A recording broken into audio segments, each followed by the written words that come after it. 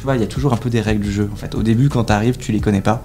Et en fait, c'est toujours avoir cet état d'esprit, le fait d'essayer de comprendre, tu vois, ces règles du jeu implicites pour pouvoir après, te mettre à travailler efficacement. Et justement, tu vois, le temps que tu as prévu dans ton organisation, dans ton système de travail, que ce temps, en fait, il soit bien utilisé. J'ai traîné William sur la chaîne YouTube. Les premières vidéos de William, c'était non, mais gros, ouais, c'est sympa, hein, mais vas-y. Allez, lance-toi. Donc ça, vous doutez? Moi, je connais pas le doute, tu vois. Des relations avec des abonnés. Non, une relation avec une abonnée. On est en train de le piéger.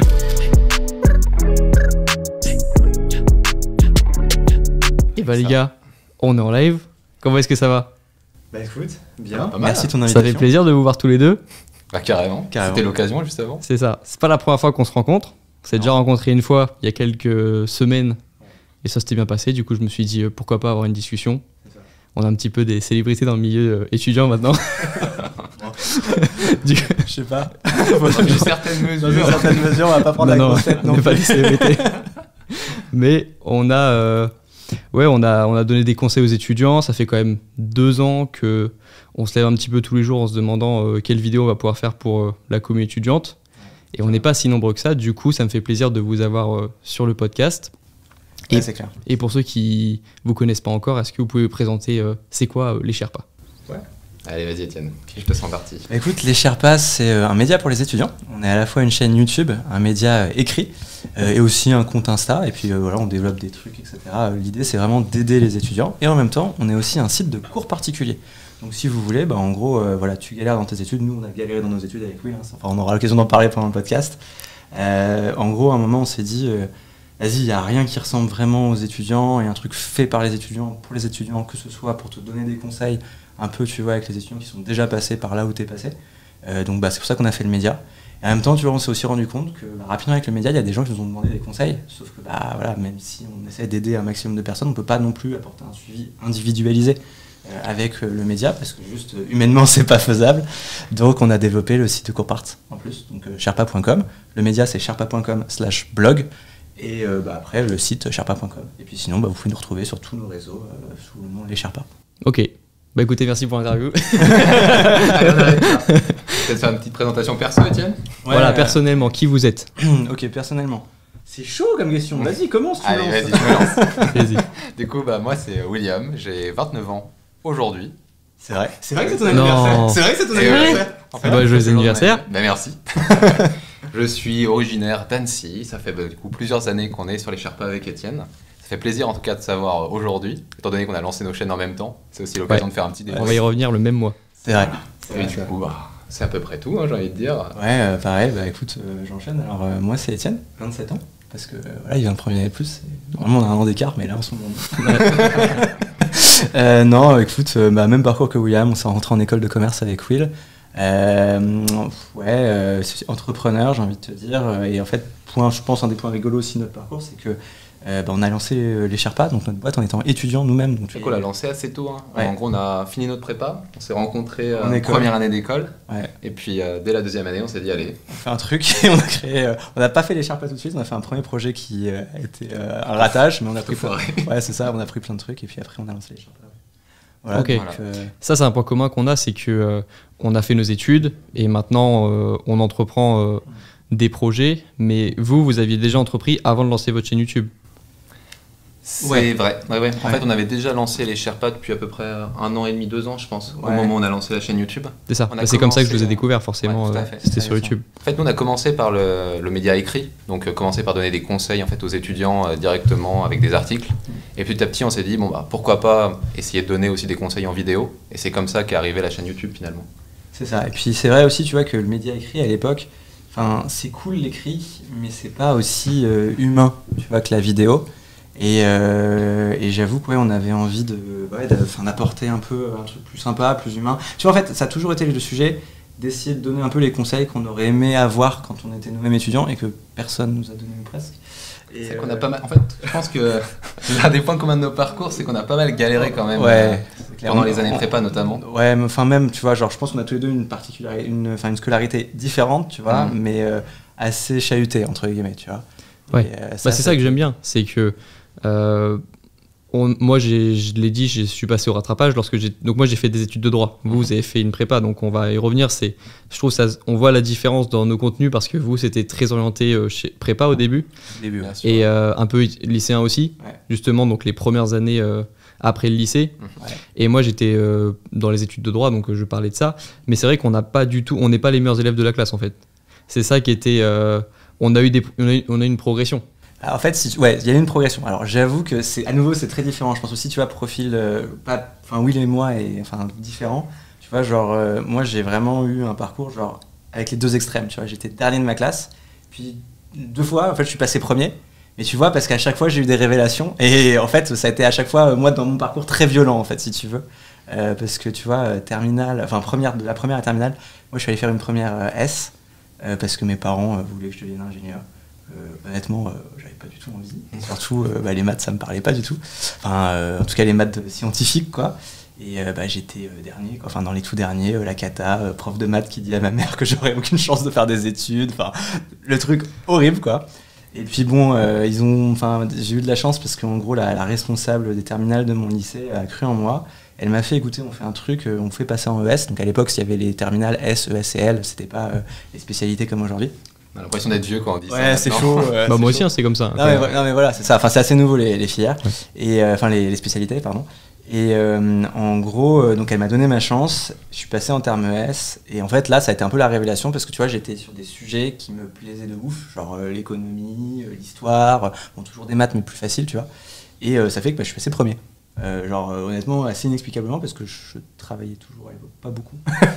Genre 30 minutes, 1 heure par jour, tu vois, c'était pas foutre de guerre. Grâce à ça, j'ai pu intégrer une bonne prépa. Et là, ça a été très très très dur parce que je me suis de nouveau retrouvé dernier. Mais si je vous pose la question, c'est parce que justement, je trouve que ça se ressent dans nos contenus qu'on connaît la sensation de ne pas être le premier de la classe et de se sentir différent du premier de la classe, d'avoir l'impression d'avoir des choses en moins. Et moi, c'est un truc qui a failli ne pas me faire commencer YouTube parce que je me disais, bah non, t'es pas dans le top du panier. Ouais. Du coup, tu vas pas parler forcément de conseils. Tu sais même pas comment est-ce qu'on peut améliorer tes résultats. Et c'est à ce moment-là que je suis allé voir directement des premiers de la classe, des gens qui avaient, selon moi, un truc en plus que moi et que j'ai appris. Mais on connaît ce sentiment d'être un peu différent, de se demander pourquoi est-ce qu'ils réussissent, pourquoi est-ce qu'ils ont ça en plus que nous, et je trouve que ça se ressent dans nos contenus. Donc je pense qu'au contraire, en fait, t'es plus à même de comprendre tous les gens qui sont en train de galérer et à pas y arriver quand t'as vécu ça, justement. C'est clair. Oui, c'est ça. C'est un enseignement de nos chaînes YouTube et c'est un enseignement dans ce qu'on peut entreprendre ensuite, quoi. C'est clair. Et tu vois, moi, le truc que je retiens aussi de nos deux chaînes et même de ce qu'on essaie de faire et de nos parcours respectifs, tu vois, c'est même si à un moment t'es grave dans la merde, en fait, si tu décides de changer les choses et de t'y mettre et de te donner les moyens d'arriver à ton objectif, quel qu'il soit, en fait, c'est possible. Mais il faut le décider, il faut se donner les moyens du truc, tu vois. Et j'avoue, pareil, tu vois, quand nous, on a voulu débarrer la chaîne YouTube, c'est moi qui fais un peu les premiers épisodes, tu vois, qui montait, etc., qui a essayé un peu de construire ce qu'on faisait. Mais j'étais terrifié à l'idée de mettre une vidéo en ligne, parce que tu vois, je me suis dit, mais est-ce qu'on est légitime? Je pense que j'étais encore pire que toi. Mais William, j'étais plus que terrifié. Parce que de base, William, il voulait pas. La réalité, c'est ça, c'est que de base, tu voulais pas. J'ai traîné William sur la chaîne YouTube. Les premières vidéos de William, c'était non, mais gros, ouais, c'est sympa, hein, mais vas-y. Allez, lance-toi. Je viendrai débroussailler avant moi.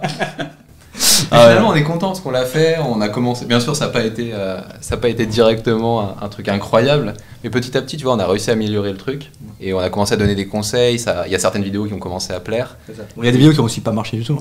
On a fait 2-3 bides monstrueux. Alors, c'est simple, on a commencé tous les deux en septembre 2019. C'est ça. Je savais pas, ça je l'ai vu dans le train lorsque je suis arrivé. Je me suis dit, tiens, c'est quand qu'ils ont publié la première fois? Septembre 2019.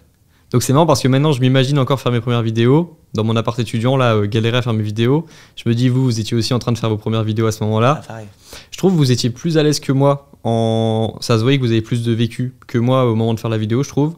Je pense que si on compare nos deux vidéos, même si vous dites que vous étiez un petit peu terrifié à l'idée de faire la vidéo. C'est marrant parce que moi je me trouve après on est toujours plus critique de sa version de soi-même, je suis d'accord, mais je trouve en regardant les premières vidéos que parce que peut-être je me rappelle de comment j'étais au moment de faire la première vidéo, j'étais pas très bien, j'étais stressé, donc mais on a vécu ça en même temps du coup, je savais pas. Et donc comment ça s'est passé votre début sur YouTube? Bah écoute, j'ai envie de te dire que ça a été... Bah moi c'était dans ma chambre aussi, hein. Voilà, le premier set c'était ma chambre, donc... On en a tourné pas mal dans ta chambre. Et ma chambre elle est vraiment petite, si vous voulez. En gros, tu vois, le fond du décor de ma chambre, pour la petite histoire, c'est mon lit. Et donc en fait, j'ai un lit placard, tu vois. Et genre le lit qui se déplie. Et bah, un jour, j'ai racheté une cam et bah, une petite light. Et bah, ma meuf m'a fait: qu'est-ce que t'es en train de faire dans la chambre? Et bon, bref, alors, vraiment. Bah, à ton avis. C'est ça, exactement. Et alors, mes parents, ils ont vu ça, ils ont fait. Ma mère, je revois ma mère rentrer. Je ne dis plus rien. Et c'est genre: ok, tu fais ce que tu veux de ta vie, mon fils.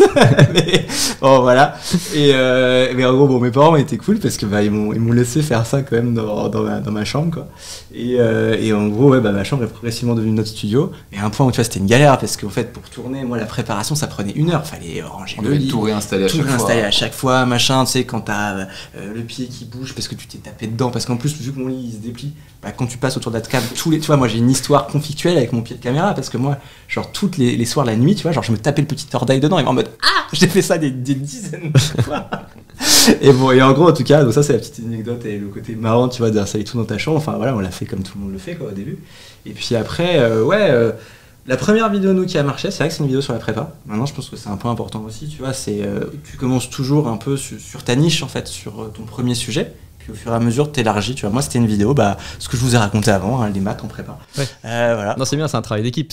Voilà. Moi, je carry les étudiants en droit et vous carry les gens en prépa. C'est un travail d'équipe, moi, je trouve ça bien. Tout à fait. Et encore, moi, je parle des études de droit parce que c'est ce que je faisais, mais moi, il y a déjà des youtubeurs comme Jurixio qui sont là, qui parlent des études de droit. Donc, je trouve que c'est un travail d'équipe.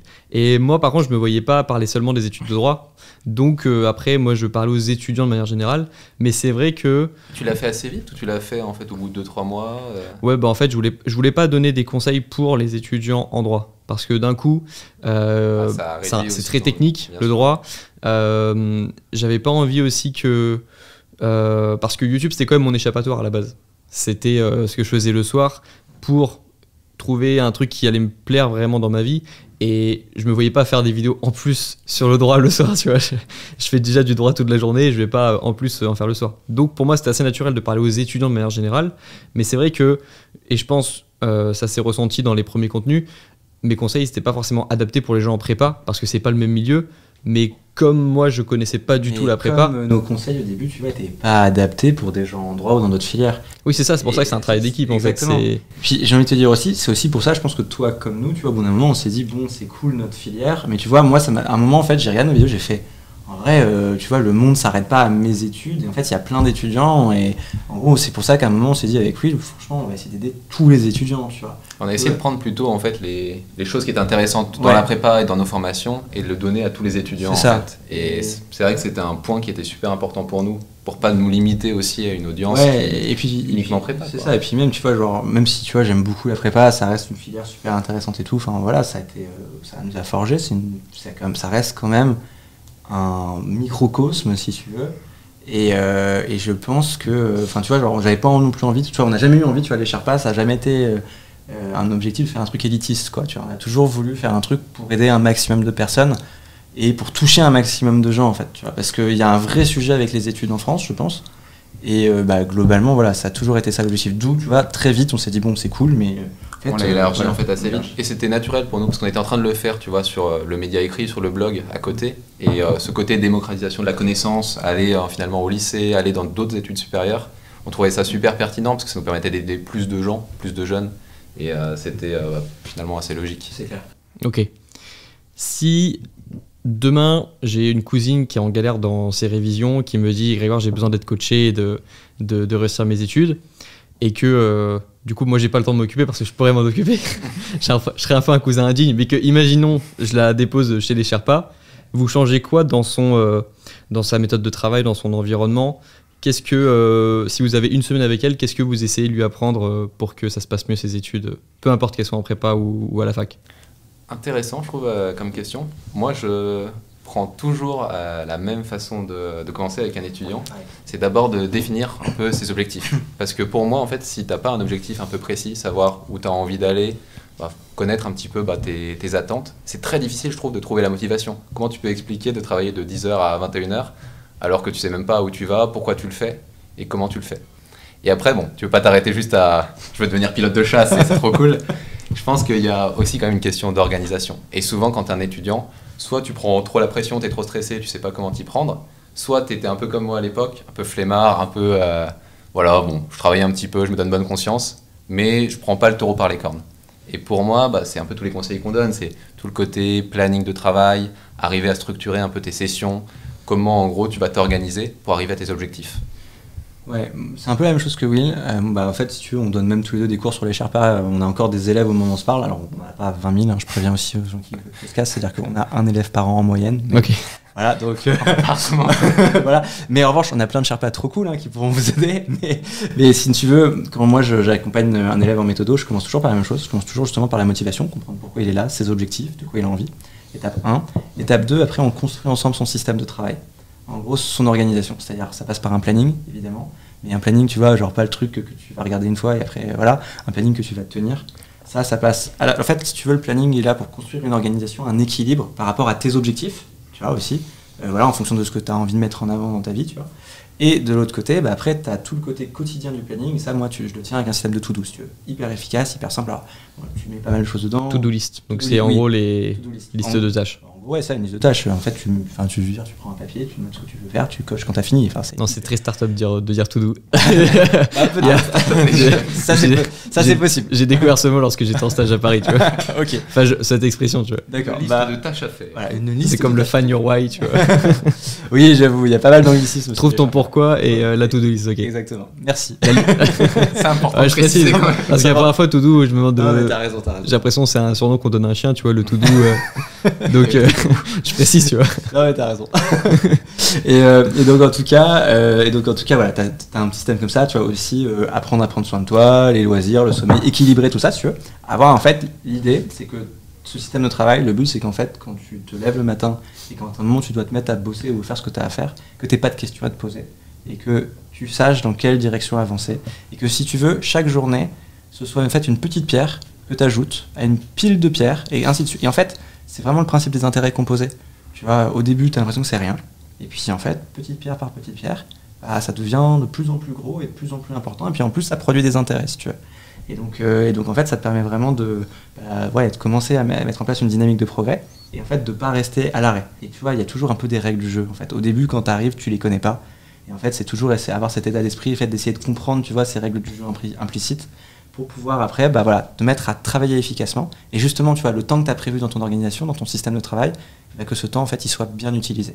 Et à partir de là, en fait, d'un point de vue méthodo, tu vois, une personne va être sur des rails pour mettre en place des progrès. Okay. Il y a la méthode matière, bien sûr, mais je pense qu'il y a un truc qu'on rajoute en règle générale, c'est qu'on va aussi poser beaucoup de questions à notre élève, savoir un petit peu là où les problèmes résident. Et souvent, il y a aussi des problèmes de mémorisation. Donc c'est pour ça qu'on parle énormément de répétition espacée, de flashcards, de palais mental ou encore même de méthode Cornell. C'est pour les aider en fait à certains moments. Tu vois qu'il y a des étudiants qui ont des problèmes plutôt pour faire des fiches de révision. Il y en a qui n'arrivent pas à systématiser l'apprentissage par cœur. Et en gros, certains étudiants vont maîtriser un pan, à mon sens, tu vois, d'un problème. Typiquement, ils prennent des bonnes fiches, mais derrière, ils ne savent pas comment les réviser, quand les réviser. Et donc là-dessus, tu as aussi un accompagnement qui peut se faire via un Sherpa, via nous, et on va essayer d'aider ta cousine à s'améliorer. Alors, il y a des choses intéressantes. Le côté individualisation, c'est intéressant.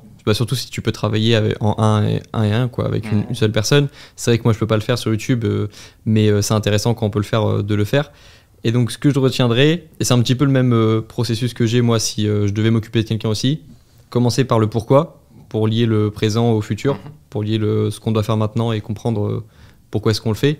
Et pour pas se poser de questions, justement, le moment où tu le fais, je trouve que c'est ça l'avantage surtout de l'organisation, c'est parce que j'ai connu ce truc de changer un petit peu de planning tout le temps, changer de méthode de travail tout le temps. Et en fait, quand tu dois te mettre au travail, tu penses à ce que tu aurais pu optimiser de plus ou ce que tu aurais pu changer dans ton système. Et c'est ça l'intérêt de faire confiance à un système. Et je suis d'accord là-dessus. Donc, il faut des objectifs et après tu mets en place un système. Il faut d'abord faire l'effort de... Il y a des techniques qui existent. Il faut les connaître. Il y a la loi de Parkinson, la loi de Pareto. Il y a plein de principes hyper importants et qu'on vulgarise sur la chaîne. Donc c'est ça c'est ma petite fierté et votre petite fierté aussi, je pense. On a découvert des outils, on les met en libre service, en gros. C'est ça, les flashcards, voilà, les flashcards, répétition espacée, mémorisation active, tout ça. Et il y a des outils, et ensuite il faut les appliquer. Et le deuxième point, justement, c'est d'apprendre à bien se connaître, parce qu'en tant qu'étudiant, bah, justement, on est tous différents. Et pour moi, le hack, c'est de trouver sa manière de se parler à soi. Moi, parfois, je suis un peu dur avec moi-même, mais c'est ma manière de me parler à moi, tu vois, par exemple. Alors qu'il y a des personnes, il ne faudrait surtout pas leur parler comme moi, je me parle à moi. C'est connaître aussi l'heure à laquelle on a envie de travailler, ça je le répète tout le temps, mais tu vois, c'est se connaître bien, et c'est peut-être ça l'avantage aussi j'imagine, de se faire mentorer par quelqu'un, c'est qu'il te fait gagner de l'expérience et il apprend à mieux te connaître. Mais en fait, il le fait surtout en te posant des questions.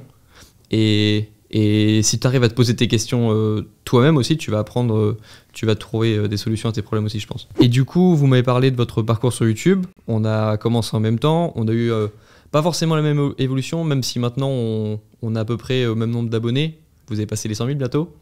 On y est presque. On y est presque là. On s'accroche ouais, là. Ça arrive. On va hein. tirer les rames. C'est clair. Mais c'est vrai qu'on n'a pas eu le même parcours. On n'a pas eu une évolution linéaire. Et surtout, on n'a pas la même structure aussi dans nos chaînes YouTube. C'est marrant parce que on est vraiment différents là-dessus, et je trouvais ça intéressant. C'est ce qui m'a frappé lorsque j'ai eu la conversation avec vous il y a quelques semaines. C'est déjà, bah, là, on est dans vos locaux. On est à Paris dans vos locaux. C'est la classe. Moi, je tourne dans ma chambre. Et vous avez un modèle, je dirais, bah, justement, c'est notre formation aussi qui fait ça. Vous avez un modèle startup, je dirais, sur YouTube. Et moi, j'ai un modèle YouTuber, quoi. Vraiment, commence dans sa chambre, et après, si ça se passe bien, bah, il peut commencer à professionnaliser un petit peu tout ça. Mais comment est-ce que vous voyez, vous, votre chaîne YouTube? Je te dirais qu'on a quand même un modèle YouTuber, parce qu'on a commencé exactement comme toi. Oui, dans ta chambre. Ouais, mais... dans ma chambre, et au début, enfin voilà, c'est juste que vu que on a, en fait, si tu veux, on a la chaîne YouTube, mais qu'à côté on a aussi les Sherpas en tant qui n'est pas que une chaîne YouTube, mais aussi une entreprise, si tu veux. En fait, on peut pas être partout, tout simplement. Et en gros, on a fait le choix, en fait.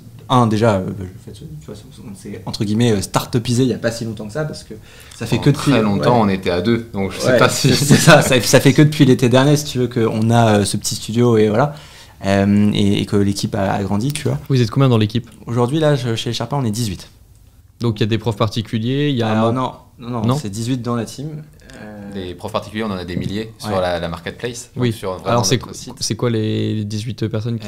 Si tu veux, en fait, on est à la fois un média, donc on a des gens qui écrivent, des journalistes, etc. Et puis on est à la fois une boîte tech, parce qu'en fait, toute la plateforme de cours particuliers, en fait, tu as des développeurs qui la construisent, tu as des designers qui la designent. Au début, on a tout fait tous les deux, je le précise. Donc, on a beaucoup bossé. Vous avez codé vous-même Ouais. Enfin, si tu veux, on a designé nous-mêmes. La première version de la marketplace, c'est moi qui ai dessiné en faisant du design. J'ai appris à faire ça. Donc, design logiciel, tu vois. Le blog, c'est moi qui l'ai construit avec mes petites mains. C'est moi qui ai écrit le premier article sur le blog. Enfin, les premiers articles, parce que le premier... Vous battez pas, hein. Non, mais ça, c'est moi. Non, mais voilà, en fait, on s'est répartis. En fait.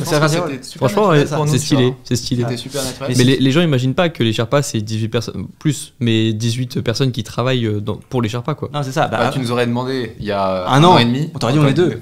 C'est ça. Ouais. Oui, mais c'est ça. En fait, parce que si on regarde la première vidéo et la dernière, il y a une évolution dans la façon dont vous vous exprimez. Forcément, vous avez pris de l'expérience, mais on se doute pas que maintenant il y a 18 personnes en plus derrière. Après, si tu veux, t'as pas 18 personnes derrière. Voilà, t'as pas 18 personnes sur YouTube. En fait, sur YouTube aujourd'hui, c'est encore très artisanal. Ouais, on est beaucoup, Étienne et moi. Et tu vois, c'est toujours nous qui. Non, vous avez un monteur vidéo. Ouais, on a. C'est de la triche. C'est de la triche. On a un monteur. On sent la difficulté. C'est de la triche, ça. Moi, je les monte moi-même. C'est vrai qu'on a Olivier, notre monteur, mais si tu veux, en fait, quand même la différence, c'est que toi, t'as commencé à essayer de monter en fait nos vidéos, et on s'est quand même vite rendu compte que ça allait être compliqué, tu vois, d'arriver à faire tout faire. En fait, c'était super compliqué, et c'est un peu moi mon ressenti. Parfois, il faut quand même essayer de te concentrer sur là où tu es le plus efficace et là où tu es un peu le meilleur. Et c'est vrai que pour nous, ça avait un peu moins de sens de faire à la fois le montage, la publication, le tournage, les scripts et finalement tout le... Mais en même temps, on a appris à tout faire. C'est-à-dire que tu vois, l'image par exemple, c'est moi qui m'en suis chargé, mais tu vois, le montage, j'ai voulu apprendre à faire, même si aujourd'hui c'est pas moi qui monte. Tu vois, c'est vraiment moi qui ai monté les 4-5 premières vidéos. Pour moi, c'est un peu, je pense, ça, c'est un process, tu vois, aussi que tu apprends en tant qu'entrepreneur, mais qui est hyper important, je pense, dans la vie. Il y a une compétence, quelle qu'elle soit, il faut apprendre à la faire. Il faut déjà savoir en quoi ça consiste, et après, tu peux la déléguer. Tu vois. Comme ça, tu arrives à reconnaître quelqu'un qui fait bien son travail ou pas, quoi. Sinon, c'est hyper compliqué de challenger quelqu'un, oui. Tu vois, sur un rendu de vidéo. Oui, YouTube, et puis tu sais pas si vraiment il est compétent ou pas. Donc, je trouve ça intéressant, cette idée de savoir ce qu'on fait avant de déléguer, plutôt que de déléguer ce qu'on sait pas faire du tout, parce que sinon on peut pas identifier quelqu'un qui est... Et puis je te dirais aussi que, tu sais si la personne elle est bien ou pas, mais c'est aussi que ça te permet, tu vois, de te donner des axes de progression et quand même, tu vois, de pouvoir discuter, tu vois, et de comprendre de quoi tu parles quand tu parles avec quelqu'un, parce qu'en fait, tu vois, très vite, tu sais pas un peu en quoi ça consiste monter, tu peux pas en fait savoir les bonnes pratiques, les mauvaises pratiques, tu peux pas savoir, c'est quoi la complexité, tu vois, aussi derrière, tu vois, parce que tu discutes avec, moi je discute avec Olivier, t'entends, il me dit ouais mais ça c'est trop galère, la tienne, voilà, et en fait parce que j'ai appris à monter, je sais, en fait, je comprends aussi son besoin, et même moi, tu vois, quand on bosse et quand on essaie de faire des vidéos, des trucs comme ça, je réfléchis, je fais, attends, si je lui fais ça, il va me tuer, tu vois.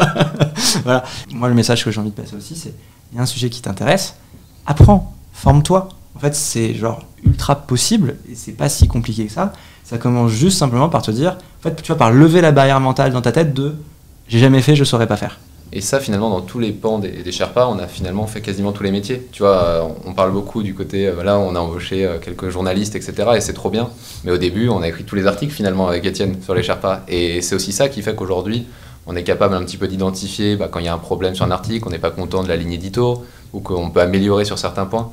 Et c'est vrai que c'est super important, je pense, pour avancer pour nous et aider l'équipe à grandir aussi. Ok. Et donc, maintenant, moi, ma routine, elle est assez simple. Moi, ma routine de youtubeur, c'est je réfléchis une édite vidéo, je travaille dessus la journée, je la monte, je la tourne souvent en fin d'après-midi, je la monte le soir ou le lendemain, et voilà, je passe à la prochaine, et puis je cherche à faire la meilleure vidéo possible pour les étudiants à chaque fois. Et vous, ça ressemble à quoi? Parce que moi, j'ai pas de personnes pour l'instant à qui me rendent des comptes ou à qui je dois rendre des comptes. Ça ressemble à quoi une journée chez les Sherpas? Après, je te dirais, les étapes sont un peu les mêmes, c'est juste que chez nous, ça prend plus de temps, parce qu'en fait, on est plus nombreux, et forcément, vu que tu as différentes personnes à chaque étape, tu es obligé de plus anticiper, si tu veux. Tu vois, c'est clair que monter une vidéo genre en 24 heures, on pourrait le faire en étant déter, mais c'est vrai que derrière, en fait, tu vois, ce serait pas soutenable parce que ça fait que ça viendrait changer toute organisation, tu vois. Mais en gros, comment ça se passe chez nous, hyper simplement, en général, on a une idée de vidéo. On va quand même brainstormer plusieurs idées d'un coup avec toute l'équipe, parce qu'on trouve que voilà, c'est vrai que nous, on a l'avantage, je pense, par rapport à toi, par exemple, de pouvoir échanger tous les deux, mais aussi de pouvoir échanger avec toute l'équipe. Sur les problématiques que rencontrent les étudiants. Après, c'est clair, ça joue. Après, ça dépend. Tu vois, c'est vrai que pour les vidéos YouTube, j'aime bien. Tu vois, c'est un peu un mélange. Genre, des fois, t'as le brainstorm, mais vu que t'es quand même youtubeur et que tu vois, tu sens aussi un peu ce qui intéresse ton audience. Moi, j'avoue que souvent, tu vois, ça m'arrive. Enfin, des fois, tu prends un sujet, on y a réfléchi. Parfois, en fait, je me réveille un matin, comme toi, tu vois, t'as l'idée, tu fais, non, ça va être cool, ça va être bien. Et en gros, tu fais. Et puis après, ça se plante. Alors, parce que moi, carrément, les vidéos où je pensais que ça allait bien marcher parfois, flop. Mais pareil, mais ça c'est ça, alors tout à fait d'accord. L'artiste qui se réveille, puis en fait. Ouais, non, mais le nombre de fois il m'a dit celle-là elle va marcher. C'est parti. Celle-là elle va marcher, et puis pas du tout. Il y en a 2-3 où je l'avais bien senti, mais après, bon, voilà, tu vois, notre dernière vidéo qui a bien marché, j'étais là en train de dire à l'équipe, les gars, elle est nulle. Elle est horrible. C'est vrai que ça va faire traché en plus. Ah oui, j'étais traché, j'ai dit ça va faire un beat, c'était une vidéo de William, j'ai fait les gars, oui, il est pas assez dynamique, nanana. Bon, alors on l'a taffé plus aussi, donc ça a peut-être aidé, hein. Et effectivement, voilà. Ça fait 200 000 vues, hein, ouais, elle a fait 200 000. Oh, j'ai mangé mon chapeau, j'ai fait mea culpa, j'ai dit, y a pas de problème. Mais voilà. Et donc pour revenir sur comment on fait une vidéo, en gros après on va écrire le scénario, on écrit toujours nous-mêmes nos scénarios, ça c'est un truc qui est hyper important pour nous. Et derrière effectivement on va tourner la vidéo. Alors nous on tourne pas, tu vois, le jour même, on a une journée où on tourne, c'est le jeudi. Alors on tourne le jeudi. Étienne tourne le matin, tu vois, par exemple, et moi je vais tourner l'après-midi. Donc c'est vrai que c'est un petit peu plus structuré dans l'ensemble. On aura peut-être fait 2-3 scripts en amont. Et on arrive le jeudi et on sait que c'est un peu notre journée de tournage. Donc il y a des routines qu'on a commencé à construire, tu vois, avec les Sherpas. C'est ça. Et après, tu vois, en gros, voilà, tous les jeudis on arrive, on a 2 vidéos de près de chacun et on tourne. Voilà. Et c'est après, pas facile, hein, tous les jeudis. Ouais, non, il y a des jeudis quand même où on fait sauter, tu vois. Ouais. Évidemment, on garde un peu de flexibilité, mais on essaye quand même de l'avoir ancré parce que ça nous permet d'être sûr d'avoir aussi une cadence de contenu et d'être présent un peu tout le temps sur YouTube.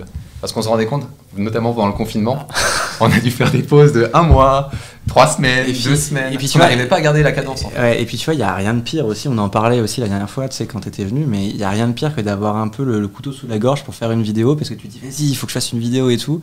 Et en fait, c'est juste que tu l'as fait, mais t'es dans le rush, t'es pas bien, et en fait, je sais pas, moi je trouve c'est moins naturel. C'est moins naturel, tu vois. Et donc justement, on essaye de prendre le temps, d'anticiper. C'est pour ça aussi, tu vois, on a travaillé pour avoir un peu d'avance sur les vidéos qu'on publie, justement pour avoir le temps de la réflexion, pouvoir un peu plus maturer. Tu vois, honnêtement, s'il y a une vidéo aujourd'hui qui nous plaît pas, on peut se permettre de pas la sortir. Tu vois, alors faut pas le faire sur toutes les vidéos, mais on peut se permettre de pas la sortir. Et je trouve que tu vois, c'est cool aussi parce que nous, en tout cas, on sent que depuis qu'on a fait ça, on arrive à prendre un peu plus de recul et on voit aussi une amélioration de la qualité de ce qu'on fait, tu vois. Et on est plus fiers de ce qu'on sort. Il y a plus de sérénité aussi, je pense, dans nos tournages, parce qu'on sait un petit peu mieux ce qu'on va faire le jour J, et après on sait comment ça va être monté, comment on va le publier. Et donc c'est vrai qu'aujourd'hui, je pense qu'on est un peu plus serein quand même sur YouTube. Et je pense que c'est aussi une des difficultés de YouTube, tu en parlais la dernière fois, mais tout ce côté algorithme, où tu sais que si tu ne publies pas d'une semaine à l'autre, t'es un petit peu déprécié. Et ça, c'était ce qu'on s'est rendu compte finalement pendant le confinement, où on avait arrêté un peu de publier. Ouais, et même l'été dernier, on n'a pas publié l'été dernier pendant un mois. C'est ça, je trouve qu'en fait, les gens se rendent pas compte, mais c'est ça aussi qui est très dur dans ce métier de youtubeur, c'est que tu publies pas pendant un mois. Nous, on a mis 3 mois à revenir, tu vois, à nos chiffres normaux, en fait. Donc en fait, tu disparais des radars pendant 4 mois, et je trouve que c'est vachement frustrant. Et puis même, tu vois, parfois, en fait, certaines vidéos, enfin, tu trouves, en tout cas, je trouve, enfin, tu nous diras aussi, mais je pense que c'est le cas, parfois, en tant que créateur, tu trouves que certaines vidéos, elles mériteraient d'être poussées, tu vois, et elle est pas poussée. Et d'autres vidéos, bon, c'est cool, t'as fait du bon travail, t'es content de ce que t'as fait, mais tu vois, tu te dis, ouais, voilà, ok. Et celle-là, elle est poussée, et comme tu disais, il y a la loterie de l'algo, et tu comprends pas forcément pourquoi. Et bah, j'avoue que ouais, c'est aussi un peu les trucs moins cool de ce métier, en fait. Tu restes un artiste, et moi, je trouve, tu vois, tu doutes beaucoup. Enfin, nous, tu vois, je sais qu'on doute beaucoup, tu vois, quand on fait un nouveau sujet, genre souvent... Et c'est souvent les sujets qu'on pensait pas qu'ils allaient prendre, qu'ils prennent, et vice-versa, donc ça, c'est vous doutez ? Moi, je pense que... Moi, je connais pas le doute, tu vois. Vous doutez ? Ah ouais, ok. Ouais. Non, je pense que nous, il y a énormément de remises en question. Je pense que c'est aussi lié au fait qu'on a pris 2-3 bâches sur notre vie d'entrepreneur avec les Sherpas. Et je pense qu'au contraire, ça nous a aidé à nous remettre en question sur YouTube, à trouver des nouveaux sujets, et essayer de pas s'enfermer aussi juste sur l'audience prépa. On aurait pu décider de faire que des vidéos sur la prépa. Et c'est aussi ça qui nous a fait en fait nous déporter. Bah tu vois, moi je me dis... Ça, c'est un principe de développement personnel, mais je prends 100% de la responsabilité de ce qui m'arrive. Et c'est pour ça que je dirais pas la loterie de l'algorithme, même s'il y a un aspect chance et tu comprends jamais vraiment à 100% ce qui se passe avec l'algorithme. Mais je me dis que moi, c'est le marché et que le marché a toujours raison. Et que si ma vidéo elle a flop, c'est que finalement, elle avait des problèmes ou qu'elle est pas arrivée au bon timing aussi. Tu vois, j'en parlais du timing avec Bazinga, un autre youtubeur que j'ai vu la semaine dernière. Et ouais, on parlait de nos vidéos qui avaient plus ou moins bien marché, et parfois on faisait la même vidéo en amélioré. Tu vois, on faisait la version 1, la version 2, la version 2 était bien meilleure que la première, sauf que comme elle n'était pas au bon timing, elle avait beaucoup moins de visibilité. Et donc je vois ça comme ça, tu vois. Mais oui, forcément, ça fait partie des points négatifs de notre taf, surtout quand on se voit un peu comme un artiste et qu'on essaye de faire du bon travail, tu vois. Ouais, en fait, si tu veux, pour moi, il y a les deux effets qui se conjuguent. Je suis tout à fait d'accord avec toi. Tu vois, évidemment que quand t'as une vidéo qui flop, t'assumes. Enfin, tu vois, et puis c'est toi qui l'as fait, c'est toi qui l'as écrit, tu comprends pourquoi, et on essaie aussi vachement de comprendre pourquoi. Bien sûr. Ouais, tu pleures un petit coup et puis tu rentres. Ouais, voilà, bon, voilà, ça arrive. Je veux dire, puis, bon, tu vois, tout peut pas marcher, etc. C'est grave normal. Mais c'est clair que, tu vois, pour moi, c'est un mélange de deux. Mais après, l'algo aussi, bien sûr, t'as raison. L'algo récompense aussi ce qui intéresse les gens. Donc, c'est clair qu'il faut arriver en fait à trouver le juste équilibre. Mais mine de rien, tu vois, je trouve quand même, et c'est toujours un peu le paradoxe du créateur. C'est si tu fais du contenu que juste pour, enfin, entre guillemets, juste pour faire plaisir à ton audience, tu vois, bien sûr, il faut toujours penser aux gens à qui que tu essaies d'aider, aux gens à qui tu parles, mais si tu fais ça que pour eux et pas pour toi, tu sais, tu perds un peu le mojo, et au final, tu vas perdre l'authenticité, et ce sera pas pareil, et ce sera moins bien. Et moi, tu vois, je crois quand même qu'il faut arriver à trouver cet équilibre entre, bien sûr, l'audience a toujours raison, oui, évidemment, mais en même temps, tu vois, savoir aussi parler de sujets qui t'intéressent, qui te parlent, sur lesquels tu es bien, sur lesquels, en fait, tu as une valeur ajoutée, sur lequel tu as un vrai truc différenciant pour ton audience. Et je pense que c'est souvent, tu vois, dans ces cas-là où parfois tu as un mélange qui se produit, où là, en fait, ça, à la fois, toi, tu es bien par rapport à ce que tu as produit, et en même temps, ton audience, elle kiffe. Et là, c'est là où tu as une vidéo qui est virale, en fait, et où tu fais un truc vraiment cool. Après, je pense qu'il y a des vidéos qui ne deviennent pas virales, et c'est pas grave aussi. Ouais, t'es content de ta vidéo. T'es content du contenu qui a été produit, et franchement, t'es fier de ton résultat, même si t'as un petit peu... Ouais, on est 16 à l'avoir vu, mais je l'aime bien la vidéo, tu vois. Non, mais c'est vrai. Hein. C'est comme ça que je le vois aussi. Hein. C'est vrai, mais... il y a des vidéos, enfin, t'es trop content, t'es trop fier de ce que t'as fait, bon, bah voilà. Ouais, j'ai apporté ma petite pierre. Et oui, si je pouvais la mettre devant dans des cinémas français et que tout le monde la voit, ce serait cool, tu vois, mais je peux pas forcer les gens à aller la voir. Moi, c'est ma vidéo le Tour de France, où j'étais content de... Je la regarde de temps en temps, je me dis putain, c'était cool le Tour de France. D'ailleurs, vous voulez faire un Tour de France des facs J'ai vu dans une vidéo que alors pour le contexte, en septembre, je suis parti avec un pote distribuer des livres un petit peu partout dans les universités de France. Et j'ai fait, je crois, 6 ou 7 villes et j'ai filmé ça sur YouTube. C'est ça la vidéo dont je suis assez fier. Et je vous ai entendu parler de ce projet-là aussi. Ouais, on y réfléchit. En fait, on a 1000 projets à la seconde. Enfin, à la seconde, à la minute, à la seconde peut-être quand même. Et ouais, c'est un projet qu'on a. Après, c'est comme tout, tu vois, on a plein d'envies. Et c'est pareil, c'est un des trucs qui est difficile, tu vois, c'est hiérarchisé. En fait, dans l'entrepreneuriat, je pense que c'est pareil, tu vois, quand t'es créateur, t'as toujours plein d'idées. Et après, il faut arriver à trouver le temps de les faire.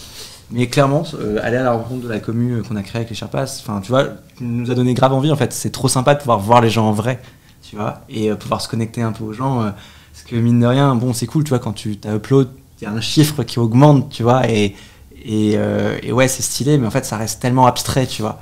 Genre, voir les gens en vrai, c'est quand même. Vous vous faites reconnaître dans la rue un petit peu plus maintenant? Ça, c'est arrivé une fois, non J'adore les anecdotes comme ça. Alors, ouais. C'est le blanc des Sherpas. Ouais, j'avoue, moi ça m'est arrivé une fois. En gros, je me baladais en voiture, et on est passé, alors bon, pour le coup devant une prépa. Et ah oui, mais forcément. Et j'avoue, tu vois, et c'est moi qui conduisais. Il y avait des gens dans la prépa, et genre vraiment, j'étais avec une pote dans la bagnole, et alors elle m'a dit, mais attends, les gens nous regardent. Je fais, non, c'est n'importe quoi, tu sais, les gens nous regardent, qu'est-ce que tu racontes? Et en fait, il se trouve que cette rue, tu vois, c'était une impasse en plus, parce que je m'étais gouré. Et donc, en fait, j'ai dû faire un vieux demi-tour, tu vois, devant les gens. Et vraiment, ouais, j'ai fait le demi-tour et j'ai senti le regard insistant des gens, tu vois, et t'es en mode, ouais, peut-être en fait, peut-être que les gens nous regardent. Mais non, pour l'instant, en tout cas, franchement, on se fait pas reconnaître dans la rue. Ah, pas eu d'interaction vraiment où les gens disent. Non, je pense que ça joue, c'est qu'on a moins en fait cette connexion avec le lycée ou avec la prépa aujourd'hui. Ouais. Et donc, à mon avis, vu que notre audience y est quand même pas mal encore aujourd'hui, je pense que ça joue quand même dans le fait qu'on se fait pas reconnaître. Et après, mine de rien, on a même pas 100 000 abonnés. Ouais, enfin, tu vois, on est ça pas. reste, Ouais, ça, vous êtes des petits encore. Ouais, c'est ça, exactement. Tu vois, voilà, Le jour où on aura 110 000 abonnés comme toi, c'est ça. Vous me direz, ouais. Non, mais en tout cas, voilà, si vous nous reconnaissez dans la rue, n'hésitez pas à venir nous dire bonjour. Enfin, moi, je veux dire, c'est toujours trop sympa de rencontrer les gens, ça fait toujours trop plaisir. Et à côté de ça, en revanche, on n'a pas forcément beaucoup, enfin, dans la rue, ouais, mais on a plein de messages, de commentaires, de messages sur Insta, de mails, de gens qui nous envoient du love, tu vois, dans notre discussion interne, tu vois, dans l'équipe. On a un channel qu'on a appelé Wall of Love, ouais. Et tous les jours, on met des messages. Et tu vois, ça, franchement, ça fait vraiment partie des trucs qui nous donnent envie de nous lever le matin. Et c'est vrai qu'en plus, on a pas mal d'étudiants qui nous contactent aussi pour prendre des cours et des choses comme ça. Et moi, une fois, j'ai eu un étudiant, du coup, parce que comme on te le disait, on essaie d'avoir un étudiant par an. Et il connaissait toute ma vie à travers mes vidéos YouTube. Du coup, j'étais là, c'est un petit peu bizarre là ce qui est en train de se passer. Et finalement, voilà, c'est peut-être un truc assez drôle. T'as l'impression finalement de donner des conseils, tu sais pas identifier ce que les gens regardent, ce que les gens regardent pas. Et quand t'es face à quelqu'un qui connaît vraiment toutes tes vidéos, c'est vrai que t'es un peu surpris, je pense. Et c'est vrai que c'est pas mal ça, ce côté un peu one-to-one, je trouve. Ouais, alors moi, je vous incite fortement à faire un tour de France parce que c'est un truc sympa dans une vie, tu vois. Alors c'était compliqué, nous, parce qu'il y avait des trucs de météo. On était en alerte rouge au moment où on passait à Toulouse, alors que Toulouse, pour moi, c'était le plus simple, tu vois. Je me dis, c'est le sud-sud. Enfin, tu vois, il n'y a aucune chance qu'il y ait problème de temps et on était en alerte rouge. Donc, en vrai, c'était une bonne expérience. Donc, ouais, je vous incite à le faire et c'est cool si vous avez de la reconnaissance aussi. Après, c'est pas facile. Hein. Enfin, moi, je le referai, mais l'expérience était assez folle quand même. Et c'est cool que vous ayez déjà de la reconnaissance. Vous vous ferez reconnaître dans la rue. J'ai pas de. Je suis quasi. Je suis sûr. Peut-être un jour. Il y a pas un jour. Après, c'est clairement pas un but en soi. Ouais. C'est clairement pas un but en soi. Tu vois. Et après, je pense aussi, toi, tu es sur beaucoup de projets où tu es peut-être un petit peu plus libre. C'est vrai que nous, on a quand même un quotidien à Paris avec une équipe. C'est un peu plus difficile aussi de préparer un Tour de France de 3 semaines où on ne serait pas du tout présent ici. Oui, on en parlait. C'était un des avantages. Quand je vous disais, quand je vous ai vu il y a quelques semaines, c'était juste avant de partir à Tahiti, je crois. Ouais. Et vous me disiez que vous aimeriez bien voyager. Quand je parle de voyage, vous avez envie. On a des petites c'est pas le même quotidien, c'est vrai. Si tu veux, je pense dans notre parcours, je pense que c'est le seul regret que nous on peut avoir dans notre parcours, tu vois, c'est qu'on aurait pu beaucoup plus voyager, même avec nos études, tu vois. Et vu qu'on a lancé les Sherpas vachement jeunes, en fait, on n'a pas fait d'échanges à l'étranger, on n'a pas voyagé. Enfin, on a fait des missions humanitaires. Avant de vous mettre à fond. Exactement, avant de se mettre à fond. En fait, c'est là où on a vraiment commencé à discuter, à devenir amis. Ouais. Mais mais tu vois, finalement, ouais, on n'a pas tant voyagé que ça. Et bah, mine de rien, quand t'es entrepreneur, tu bosses beaucoup. Enfin, moi, tu vois, je m'en cache pas. Je veux dire, c'est aussi une fierté. Mais c'est clair que l'année dernière, Will et moi, on a pris 2 semaines de vacances. Ouais, j'en profite justement parce qu'on avait parlé de ça. Et comme on a 2 modèles différents, mais c'est vrai que moi, à travers les vidéos, on peut se dire, bon, bah, il a voyagé Tahiti, Los Angeles ces derniers mois. Mais c'est vrai que il y a des avantages aussi forcément dans les deux sens. Et quand je pense à votre modèle, ce qui me fait envie, c'est le côté, bah, il y a des personnes qui comptent sur moi, il y a des personnes qui dépendent de moi, il y a des personnes que je paye.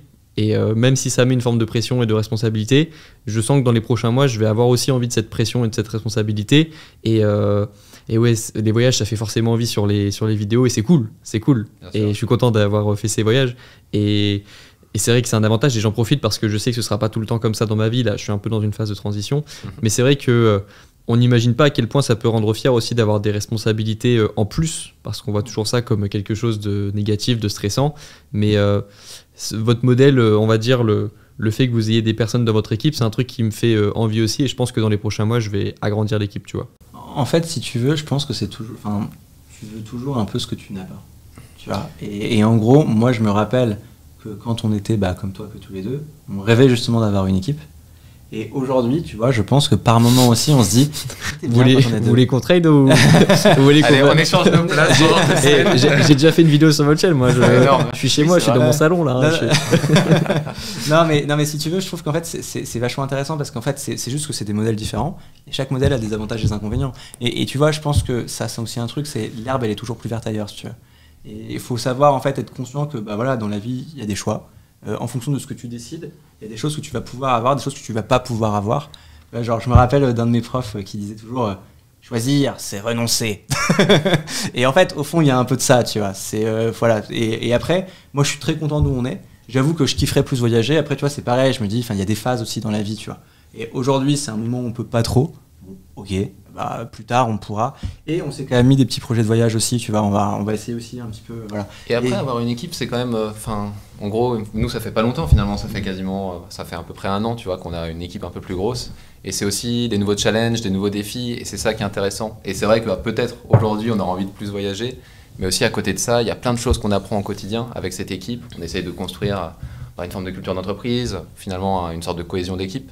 Et tout ça, c'est des choses qu'on n'avait pas l'habitude de faire. Et pour moi, c'est aussi des apprentissages qu'on avait envie d'apprendre. Et c'est une forme de voyage. C'est cool, les gars. Hein. Franchement, mais j'en profite pour vous dire que c'est bien ce que vous faites aussi et sur les réseaux, votre taf. Et je sais que ça demande du travail, donc j'en profite pour vous le dire. Et c'est cool que vous ayez écrit ça.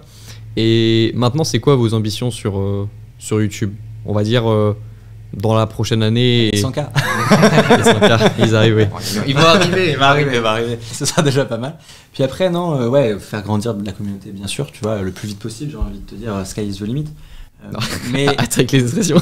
Exactement, tu vois. Non, mais en français, ça en gros, c'est aider un maximum d'étudiants à réussir ses études et à se développer, je pense. On a vraiment une logique d'amélioration de soi, je pense, dans la chaîne, qu'on essaye d'amener. Et c'est quelque chose qui est hyper important. Donc, quand il dit sky is the limit, je pense que c'est plus dans la logique d'aider un maximum de personnes. Ouais. Et puis aussi, tu vois, pour moi, c'est un truc hyper important. Tu as des chaînes qui grandissent, mais qui arrivent pas forcément à garder, tu vois, leur âme et la qualité et tu vois le fond, si tu veux. Et ça, pour moi, c'est un vrai sujet. J'ai envie qu'on grandisse, mais qu'on arrive, tu vois, à rester pertinent, à toujours faire de la qualité. Et en fait, bah, c'est pas parce que tu grandis que, tu vois, tu dois te mettre à faire du McDo, entre guillemets, quoi. Donc voilà, c'est ça. Enfin... McDo vient de prendre un petit tacle. Bon, vas-y. Hey. Ouais, désolé, je suis pas McDo, moi. Non plus. Ça fait des années que j'ai pas mangé un McDo. Pareil aussi. Pareil, vraiment, désolé les gars, mais faites-vous un kebab. Non, mais ok, donc l'objectif c'est vraiment gagner plus d'argent, quoi. alors clairement non. Le gars qui a rien compris, tu sais. Mais alors clairement non, parce que donc c'est la célébrité, c'est la. Ok, non, ok, c'est attends, mais YouTube, mais aussi qu'on aille casser des mythes, tu vois. Bon, alors toi tu fais des vidéos sur combien d'argent je gagne en étant youtubeur, qui marche très bien, bravo. Mais la réalité c'est que quand t'es youtubeur, tu gagnes pas hyper bien ta vie. Et d'autant plus quand t'es youtubeur dans notre config, tu vois, avec une boîte. C'est-à-dire que toi tu peux en vivre, Mais nous, vu qu'on a une équipe, tu vois, on paye Olivier, notre monteur, etc. Enfin, on s'est jamais fait un centime sur la chaîne. Et je pense qu'on n'en se fera jamais un rond. On perd de l'argent en réalité. Mais on avec perd la de l'argent chaîne. avec YouTube. Et en fait, si tu veux, nous, c'est vraiment un truc qui est. Enfin, c'est vraiment une volonté, tu vois, de faire la chaîne et de continuer à faire ça parce que juste, on trouve que c'est cool, c'est un projet qui nous plaît. Et tu vois, ouais, ça coûte des thunes, mais en fait, on le fait parce que, genre, c'est trop cool, quoi, tu vois. Et ça fait partie des raisons qui te donnent envie de te lever le matin, comme je le disais tout à Je l'heure. pense, ouais, c'est aussi aider sur des problématiques que rencontrent tous les étudiants. Et du coup, c'est vrai que pour nous, ça fait sens, même si on perd un peu d'argent dessus, c'est pas très grave au fond. Et tu parlais d'objectifs, je pense quand même qu'on essaye d'y aller étape par étape. Tu vois, j'ai pas envie de te dire demain on va avoir 1 million d'abonnés. Ah, voilà, je le pense million que, demain, non. on a déjà mis quasiment 2-3 ans à atteindre 2 les ans. 100 000. Non, mais déjà, il n'y avait pas de chaîne étudiante à 100 000 jusqu'à il y a 2 ans. Hein. Donc déjà, le game des étudiants s'est développé un petit peu. Donc c'est difficile en même temps d'avoir des inspirations où tu te dis, lui, il a fait ça il y a quelques années. On va Donc essayer de l'atteindre, tu vois. c'est ça. On découvre un peu aussi au fur et à mesure. Et on essaye aussi de pas trop limiter la chaîne. Je pense qu'aujourd'hui, on a des formats où on sait que ça fonctionne plutôt bien, le apprendre 3 fois plus vite ou des choses comme ça. Mais C'est parce que j'avais fait 2 fois, moi, du coup, vous avez fait 3 fois. Ah, je Ah, je sais. savais même Je pas savais ça. même pas ça. Alors ça c'est vrai que en vrai, enfin t'es sur les mêmes sujets, tu Ouais, vois. ouais. Enfin, c'est inévitable que de Non, temps mais en du coup, temps, je ferai 4 fois, tu vois, la prochaine fois. Exactement, t'as- Et après, on enchaînera Et avec on la fera- fois de 5 fois. Dans 6 ans, ça va être un bordel. Mais qu'est-ce que je disais? Mais du coup, c'est vrai que c'est difficile pour nous, en gros, de fixer comment dire, des milestones, Et les anglicismes encore. Ah, Mais ça, alors ça, Ah, les gars, c'est les la gars, les gars. Startup Nation. Ouais. Voilà. Milestone, c'est des paliers. des Ah, paliers. Donc c'est vrai que nous, on y va plutôt étape par étape. Donc les 200 000, puis peut-être les 300 000. Et toujours garder cette adhérence et arriver à trouver peut-être des sujets un petit peu différents. On est beaucoup productivité, organisation, méthode pour les étudiants.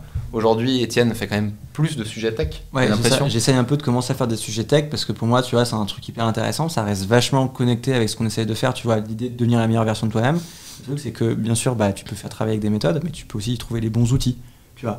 Donc, et puis nous, honnêtement, on est fans d'outils et de tech. Donc Ouais, on s'est c'est vrai dit, qu'on est vas-y. assez geek On est là-dessus. hyper geek. Les 10 applications d'iPhone les mieux. C'est clair. Tu ouvres l'ordinateur de William, il a, je sais pas où. Tu vas voir 45 extensions Chrome. C'est ça. Ah bon, voilà, donc ouais, c'est clair que continuer, essayer de trouver des nouveaux sujets, et puis même, tu vas Tous les diversifier. sujets un peu de motivation aussi. C'est vrai qu'il y a beaucoup d'étudiants qui ont soit la flemme, soit qui stressent, soit qui manquent un peu de confiance en soi. On essaye aussi d'aller sur des créneaux qui sont un petit peu différents et qui ne sont pas uniquement réussir sa dissertation. Et je pense que petit à petit, on va réussir à trouver, tu vois, d'autres concepts et d'autres choses qui peuvent intéresser aussi notre audience. Ouais, c'est ça qui est bien avec vous, c'est que vous avez déjà votre structure et vous avez les fondations, le business model en anglais, tu vois, Ah, tu nous suis, tu Ah, vois. Là, par contre, il n'y a pas de. Il y a vraiment... Je l'ai dit parce qu'il n'y a vraiment pas de. C'est vrai. La Il proposition. n'y a pas de traduction vraiment bonne, tu vois. Mais c'est vrai que vous avez votre structure. Même dans la vie, ça se voit, vous avez des gars, vous avez votre structure. Dans la vie perso, on essaie tous d'avoir son équilibre, vie perso, vie pro, etc. Surtout qu'on est sur YouTube, parfois ça peut tendre vers la vie pro à 80%, 90%. Et voilà, ça se voit que vous avez votre structure et dans la vie perso comme dans la vie pro.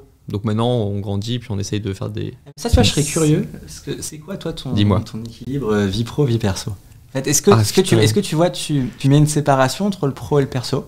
Ou est-ce que tu es plus dans le camp des gens qui pensent qu'ils ont qu'une seule vie et que tu vois, que ça fait partie de la même chose, tu vois? Est-ce que tu compartimentes? Ou est-ce que tu... Bah alors, moi j'ai un groupe de potes que j'ai depuis le CP qui sont intéressés par YouTube, c'est marrant, ils regardent, ils sont contents de regarder, mais ils sont pas du tout dans le même milieu. Il y en a un qui est ostéopathe, il y en a un qui est pompier.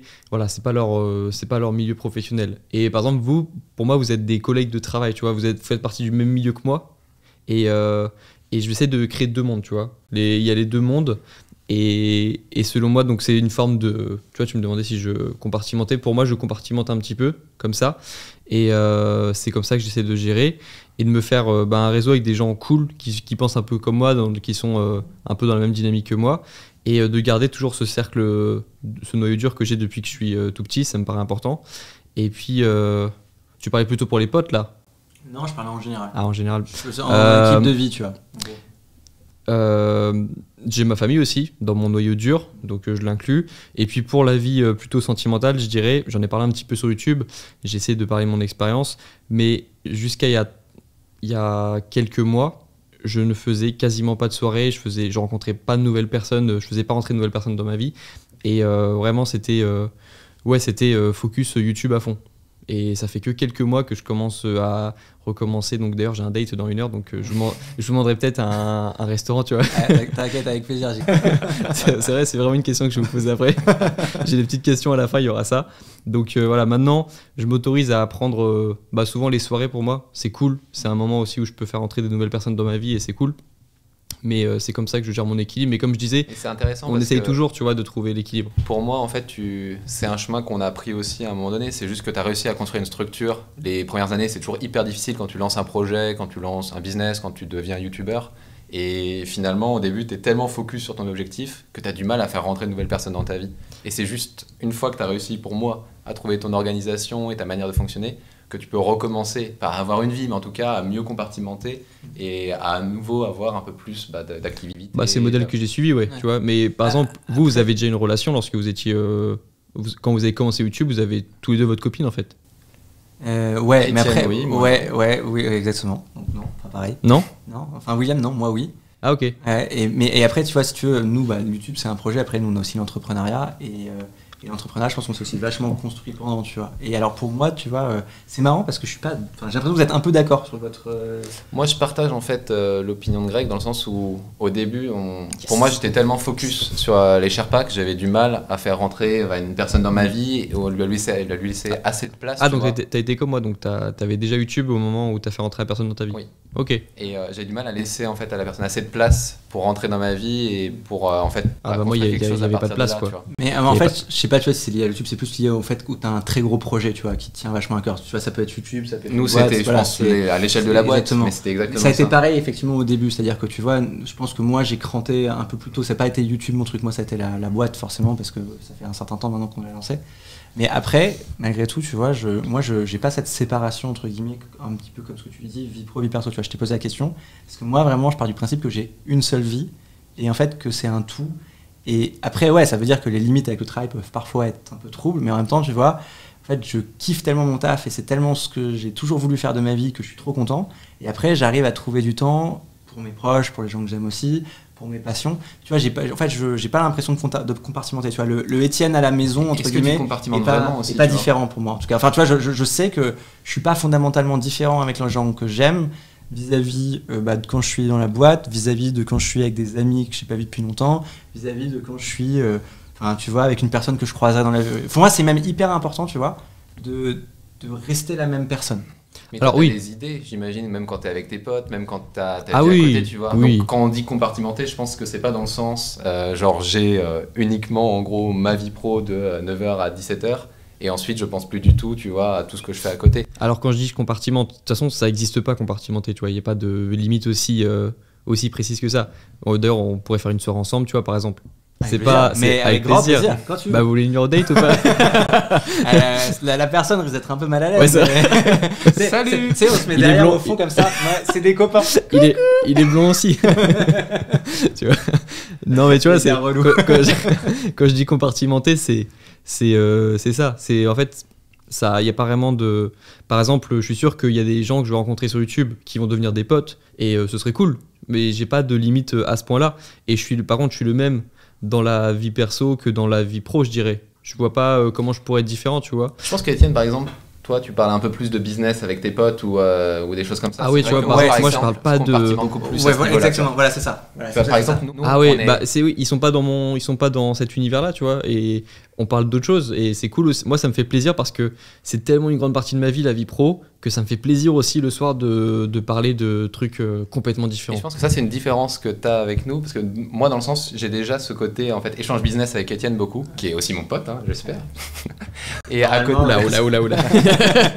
Et à côté de ça, en gros, moi, par exemple, avec mes potes, je parle peu, en réalité, de business, parce que c'est vrai que j'ai envie aussi de parler d'autres choses, de compartimenter, alors que toi, c'est vrai que ça te passionne tellement qu'il y a certains potes avec qui tu es capable de parler super longtemps en fait, de ces sujets. Je pourrais, mais comme ils sont pas dans la lumière, c'est pas possible. Mais si ça crée, je pense que ça va créer une faille spatio-temporelle. Si je commence vraiment à avoir des potes dans mon noyau dur qui sont dans le même univers, ça va être compliqué. Mais en fait, si tu veux, tu parles de ce qui fait vibrer la personne. Tu vois. En fait, un des trucs qui me fait vibrer, bien sûr, c'est la boîte et l'entrepreneuriat. Enfin, ma forme d'entrepreneuriat, si tu veux. YouTube aussi, voilà. Et après, quand tu parles avec des potes, à chaque fois, tu te connectes en fait sur ce qui les branche et forcément, tu parles de ça. Et j'avoue, après, je suis vraiment hyper obsessionnel aussi, tu vois. Enfin, je pense que c'est lié quand t'es entrepreneur, quand t'es créateur. Enfin, tu tu peux pas t'aventurer dans une aventure comme ça, qui est honnêtement, enfin, vraiment difficile malgré tout, tu vois, sans avoir ce petit côté un peu obsessionnel, compulsif sur ces choses-là, en mode j'y vais à fond et en fait, des fois ton cerveau il boucle, tu vois. Moi parfois, genre, je vais à la piscine, tu vois, pour que mon cerveau il arrête de réfléchir par moment, tu vois. Mais c'est pour ça que ça me fait du bien d'avoir des potes qui sont pas dans le même délire parce que j'ai aussi ce côté obsessionnel et ça me fait, heureusement, je me dis que j'ai aussi des personnes avec qui je peux parler d'autres choses parce que sinon j'en parlerai avec plaisir, tu vois. Ouais, bien sûr. Des heures. Mais en fait, si tu veux, la différence, je te dirais, c'est que dans mon cas, c'est juste qu'on est obsessionnel, mais pas des mêmes choses. Donc en fait, t'as quand même une vachement grande diversité, tu vois. Et en fait, tu parles de plein de choses différentes. Et voilà. Mais j'avoue que, ouais, de temps en temps, tu vois, c'est pas facile. Tu vois, les discussions en famille, par exemple, de temps en temps, bah ouais, tu t'es là en mode de quoi on parle, tu vois. Et moi, j'aime bien, par exemple, en ce moment, j'ai plus de temps pour voir la famille, justement. Et ça me fait plaisir aussi de parler d'autres choses. Ouais. Et même si, en effet, j'ai pas, tu vois, j'ai pas un conseil qui a changé ma vie après la discussion. Je me dis pas putain le flan de mamie il était incroyable, ça me donne envie de faire des bonnes vidéos, tu vois. J'ai pas ça. Mais après tu tires sur une ambulance. je me dis pas, je suis pas inspiré, tu vois, par ça, mais ça me fait plaisir en fait, c'est un peu ouais, ça fait partie de ma vie aussi et après ça me permet de mieux revenir sur ce que j'aime et je reviens dans mon petit univers, tu vois, et je suis content d'y rentrer. Je comprends aussi, c'est vrai que tu vois en fait, il y a aussi ce côté un peu comment tu te ressources et j'avoue que en fait dans ces cas-là, tu vois, je vais être très extraverti avec plein de gens et en même temps, j'ai aussi besoin, tu vois, par exemple, de me ressourcer en prenant du temps sur un peu mon noyau dur, comme je disais, le côté noyau dur, je le reconnais beaucoup et c'est vrai que dans ces cas-là, je comprends tout à fait et je te rejoins, tu vois, le côté passer du temps, je parle souvent de ma grand-mère sur la chaîne parce que je kiffe ma grand-mère, voilà, je leur passer du temps avec elle, discuter avec elle, tu vois, on a des discussions trop cool, mamie. Voilà. mais voilà, tu vois, c'est trop bien et pareil, prendre le temps de te poser et de discuter, etc., c'est aussi des choses cool. Mais je pense en fait c'est aussi une question d'équilibrage, mais ouais, assez d'accord sur le fond en fait. Oui, on cherche tous notre équipe, c'est ce que je disais, mais ça me fait rire d'en parler parce que chacun a sa façon de voir les choses et ouais, on gère tous nos relations de manière différente. Mais c'est vrai que moi, il y a un moment où j'étais 100% sur YouTube et je voulais pas faire entrer de nouvelles personnes dans ma vie. Et j'étais pas prêt, tu vois. Rentrer quelqu'un dans ta vie, ça t'aide aussi pour moi à remettre certaines barrières dont tu as besoin finalement pour avoir une vie un petit peu plus équilibrée, j'ai envie de dire. Moi, et encore, j'ai pas fait rentrer quelqu'un dans ma vie pour l'instant. C'est un date. Hein. c'est pas une demande en mariage. Est-ce que c'est une abonnée, William? Non, William, putain, Greg. Alors, je la refais. C'est un podcast, on parle vrai. Hein, mais... Est-ce que c'est une abonnée, Greg? Non, et alors, pareil, discussion avec moi-même il y a quelques années. Je m'étais interdit de parler à des abonnés quand j'ai commencé ma chaîne YouTube parce que je connais YouTube et j'ai vu pas mal de problèmes là-dessus. Les YouTubeurs, il y a eu des problèmes parce que la plupart, c'est des gens normaux qui ont eu parfois un petit peu de célébrité, je parle pour ceux qui ont percé beaucoup plus, hein. Et il y a eu des problèmes avec ça, tu vois, donc moi comme j'ai vu YouTube, j'observe YouTube depuis longtemps, je me dis, je veux pas, et là je me dis quand même 100 000 abonnés, j'ai 50% d'hommes et 50% de femmes, je me dis ça veut dire qu'il y a 50 000 personnes où je m'interdis d'avoir des discussions, tu vois, je me dis... Bientôt, tu ne pourras plus parler à la France. C'est ça, Greg, et attendez, là, Greg il cherche l'amour. Hein. Faut lancer, là. Franchement, et donc, place, j'ai une émission de télé-réalité. Et en fait, alors c'est un sujet intéressant, c'est cool qu'on en parle en podcast, tu vois, je n'en parlerai pas en vidéo, mais je m'autorise à avoir des relations avec des abonnés si je considère qu'il n'y a pas de... Des relations avec des abonnés. Non, une relation avec une abonnée. On est en train de le piéger. De manière individuelle. Seulement si j'ai le sentiment vraiment profond qu'elle n'est pas impressionnée, on va dire, tu vois. Ou intéressée par un côté un peu fame. Parce que ça se voit assez vite. Donc ça, pour l'instant, ça va, c'est assez visible ou pas. Mais je préfère si c'est une personne qui connaît quasiment pas la chaîne. Non, mais il faut que ce soit de toute façon normal. Enfin, c'est une relation humaine. Après, mais là, par exemple, c'est une fille que je connaissais d'avant YouTube, tu vois, par exemple. Mais c'est vrai que, quitte à choisir, je préférais ne pas qu'elle ne soit pas abonnée. Mais moi, je pense que c'est compliqué quand même de construire une relation avec quelqu'un qui te connaît avant même que tu aies appris à la connaître. Et moi, je pense qu'il peut y avoir des côtés drôles aussi. C'est vrai, en même temps. Parce que en fait, moi, il y a un truc que j'aime pas dans la relation, c'est le moment où tu découvres la personne, tu poses des questions. Alors, c'est un côté cool en même temps parce que tu fais rentrer une nouvelle personne, tu as envie de savoir ce qu'elle fait, etc. Mais moi, c'est pas ma phase préférée. Moi, ma phase préférée, c'est quand on commence à savoir ce que l'autre aime et on peut commencer à rigoler, faire des private jokes, etc. Et je me dis que si c'est une personne qui me connaît un petit peu, j'ai même pas besoin de faire la phase de présentation, tu vois. Parce que elle me connaît un petit peu. Et ça peut faire des côtés drôles, genre ah ouais, tu l'avais dit Enfin, je le sais. Genre, comment tu sais? Ouais, mais je sais. Ouais, mais en même temps, toi, tu aurais pas ce retour. Et c'est pour ça que la phase de découverte, elle est aussi hyper importante. Elle fait aussi partie du charme. J'ai l'impression que c'est que dans un sens dans ce cas-là, tu vois. Ouais. Parce que cette Ah oui. personne, pour le coup, tu ne la connaissais pas avant. Mais après, si c'est une youtubeuse, c'est un côté encore plus. Là, ça devient une relation publique. Et c'est différent. D'accord, donc Grégoire va aller dater une youtubeuse. Toutes les youtubeuses, préparez-vous. Préparez-vous, Greg arrive. J'arrive. He is on the market. Non, mais tu vois, c'est plein de questions. Hein. Et ça me fait rire de me poser ces questions-là à chaque fois. Et c'est pour ça que j'aime bien parler avec des youtubeurs qui sont aussi célibataires. Et c'est des discussions à chaque fois. C'est des discussions nouvelles aussi. Ça n'existait pas, ça. Avant, il y avait, je sais pas, il y avait que les rockstars qui avaient. Et encore, c'était pas le même niveau. Bien sûr. On est clairement pas au Non, mais niveau tu vois, de ça n'existe pas. Ces oui, c'est vrai. ces relations parasociales. Tout à fait. Je pense que tu vois, quand tu as déjà 500 000 abonnés, tu commences à être un petit peu oui. connu. Bah, c'est vrai que du coup, ta relation ne sera pas la même si cette personne te connaissait déjà avant. Donc voilà, vrai que c'est surprenant. C'est plein d'interrogations. Et il y a des situations drôles, il y a des inconvénients aussi, tu vois. Mais je trouve que à l'âge où je suis, j'ai 23 ans, je trouve ça assez drôle. Et je trouve ça assez. Il y a eu des situations drôles déjà. Et T'as pas une petite anecdote à me raconter déjà, j'en ai dit beaucoup. Hein, j'en ai parlé plus que d'habitude de ce sujet-là. Hein. Mais. Il y a des petites anecdotes. Mais bien sûr. Cachetier. Qu'est-ce Oh là, il y en a une là, t'as vu, Il y a une là, vous voyez le petit regard en coin vers le haut là, ouais, c'est mon côté mentaliste là, tu Ouais, vois, il a eu c'est- l'image dans sa tête, mais il a pas voulu la dire. elle est trop fraîche, l'anecdote. je peux pas revenir dessus pour l'instant. Mais déjà, je trouve que voilà, on lance des. Et j'en parle encore en interne, on va dire, avec. Dans 2 semaines, je vais rencontrer Eric Flag. Parce que pour l'instant, on s'est juste vu en visio. On a fait un podcast ensemble à distance. Et on en a parlé un petit peu en off, tu vois, comment est-ce qu'on gérait ça. Parce que lui, il avait commencé YouTube en étant en couple. Et maintenant, il a eu une rupture. Donc, il est youtubeur célibataire. Sauf que maintenant, il a une grosse audience. Une grosse communauté, ouais. Donc, des relations intéressées aussi, possiblement. Ouais. Et on en a parlé, tu vois, c'est intéressant. Ah mais c'est clair. Bon, on a fait une petite pause pour se remettre de nos émotions après avoir parlé des relations, parce que c'est dur, tu vois, ça remue. Parle pour Mais toi. Mais c'est intéressant de parler des relations. On a limite parlé plus que YouTube et le reste, mais bon, ça fait partie de la vie aussi Ouais. de YouTubeurs. Et puis il y a d'autres sujets aussi. Est-ce que tu montres la personne avec qui tu es en couple lorsque tu es sur YouTube, etc. Ça, c'est une discussion que j'aurai dans d'autres épisodes, pas aujourd'hui. C'est vrai que Déjà, j'ai ce commencé. n'est pas le cas. Déjà, j'ai parlé de ça plus que d'habitude, mais ouais, bah merci de m'avoir lancé sur le sujet. J'avais quelques petites questions pour finir. Il y a une question que je pose à tout le monde, c'est quoi la dernière chose que vous avez fait qui vous a fait peur? Ah, la colle. Dur, hein? Laisse-nous réfléchir. Alors, qui vous a fait prendre des risques ou qui vous a fait sortir un petit peu de votre confort? Naturellement, c'est assez drôle, mais moi, la dernière chose qui m'a fait le plus flipper, c'était vraiment le lancement de la chaîne. Donc, c'était il y a Ah, ça fait 2 ans que t'as pas eu peur, quoi. 2-3 ans. En fait, non, mais un truc qui m'a vraiment fait flipper. Oui, c'est ça, Tu ouais. vois, au point de me sentir pas bien, d'être Mm. stressé, genre, pas d'avoir des crises de panique, on va pas aller jusque-là.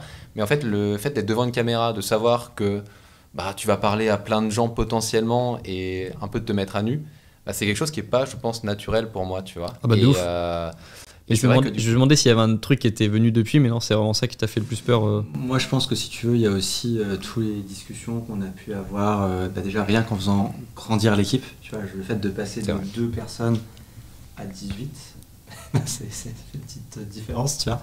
Et en fait, ça te pose plein de C'est comme ta questions. moyenne, t'es passé de 2 à 18 en fait. Exactement. Toute ouais, ta c'est vie, ça. toute ta vie, tu passes de 2 à 18. Eh, mais il est très fort, celui-là. Ah, mais ouais, c'est ça, exactement. Et si tu. Bah, franchement, il m'a choqué parce que oui, c'est vrai. Faut plus recruter parce qu'après on peut plus la. Moi, je t'ai ça ne dit- marche plus, c'est- on peut c'est- plus la c'est- faire. exactement, c'était écrit, tu vois. Moi, la dernière fois où j'ai vraiment eu peur d'un point de vue perso, tu vois, saut en parachute. Et Ok. c'est monstrueux. Et en fait, honnêtement, d'un côté, tu kiffes, tu es en mode ouais, c'est trop bien. Et en fait, tu regardes en bas, tu fais non, je regarde en haut. et là, tu te dis vraiment. Enfin, moi, j'ai kiffé à partir du moment, tu vois, j'ai réalisé, le truc était incroyable, mais quand même, quand le parachute était ouvert, j'étais beaucoup mieux. Tu vois, genre. Et c'est long, hein, ça a duré 50 secondes. Pendant 50 secondes, tu tombes. Donc t'as le temps quand même de faire des trucs et c'est marrant et c'est vraiment une super expérience. Tu vois, je recommande à tout le monde de le faire parce que tu vois, franchement c'est un truc qui me faisait tout le temps pétocher un petit peu honnêtement, que j'ai demandé en rigolant comme cadeau d'anniversaire à mes potes etc. et qu'ils me l'ont offert pour mes 25 ans. Et donc tu sais, je me disais jamais de la vie pour ça. On fait Et- souvent passer les choses pour une blague quand on les veut pour de vrai. mais tout à fait. Je rigolais de devenir youtubeur il y a 2 ans et demi. Mais exactement. Mais t'as tout à fait raison. Et donc voilà, et puis je l'ai fait. Et j'en suis très fier. Cool. Bon. C'est bien. Le côté peur est intéressant. Moi, tu vois, par exemple, là, dans un tout autre registre, tu vois, je suis un grand fan de ski parce que je suis des Alpes, du coup, forcément, l'adrénaline, c'est un truc qui me parle énormément. Mais il y a 2 ans, j'étais en rafting et je me suis fait en fait les ligaments croisés. Donc normalement, tu ne te fais pas les ligaments croisés en rafting. J'ai coincé ma jambe et je suis parti en arrière et la jambe est restée.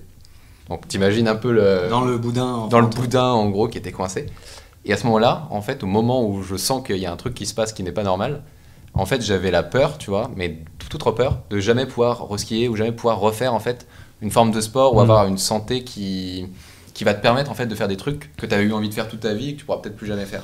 C'était tout bête, tu vois. Finalement, les ligaments croisés, tu vois, ça s'opère. Mais à ce moment-là, tu as une peur qui est un peu irrationnelle et tu te dis, punaise, si jamais ça se répare jamais, mais c'est horrible, quoi. Et je trouve que finalement, c'était aussi un moment un peu difficile. Et d'arriver en fait aujourd'hui à pouvoir refaire du sport, aller à la piscine tous les mercredis, c'est juste des trucs, tu vois, on s'en rend pas compte, mais dans un quotidien, c'est hyper important.